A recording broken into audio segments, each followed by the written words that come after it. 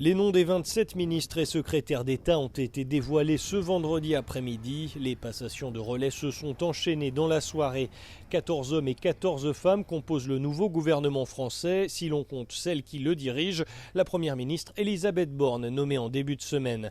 Près de la moitié de ses membres l'étaient déjà dans le précédent gouvernement de Jean Castex. C'est le cas de Bruno Le Maire, reconduit au ministère de l'économie, ou de Gérald Darmanin, qui reste ministre de l'Intérieur. Des marques de continuité, relève le politologue Benjamin Morel. Quand vous regardez l'immense majorité des membres du gouvernement, sont des gens qui étaient déjà proches d'Emmanuel Macron, voire qui étaient déjà dans les précédents gouvernements. Et pour ce qui est des postes les plus importants, eh bien, vous avez une grande continuité avec un cursus honorum au sein de la Macronie, des gens qui ont tout bêtement monté de niveau dans la hiérarchie ministérielle depuis 2017. Alors il y a quelques surprises, notamment le ministre de l'Éducation nationale, Pape Ndiaye, qui permettent un peu de créer un effet de focalisation, de donner le sentiment d'un changement. Dans le précédent gouvernement, c'était plutôt le rôle d'Éric Dupond-Moretti, comme ça, d'être un peu l'arbre du changement qui masque la forêt de la continuité.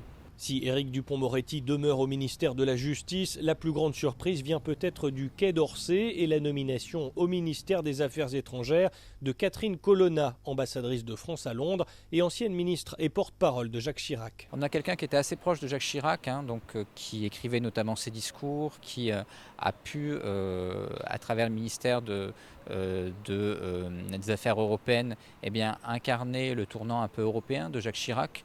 Donc on est dans une personnalité qui en effet apparaît assez Macron-compatible sur le logiciel, dont de toute façon il ne faut pas trop,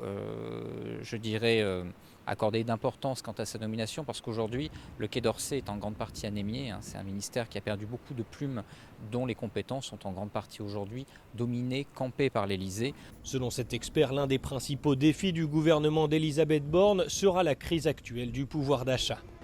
La nomination du gouvernement intervient 3 semaines avant le premier tour des élections législatives. La République en marche d'Emmanuel Macron part favorite. Ces dernières décennies en France, le parti du président élu a systématiquement remporté dans la foulée la majorité à l'Assemblée nationale.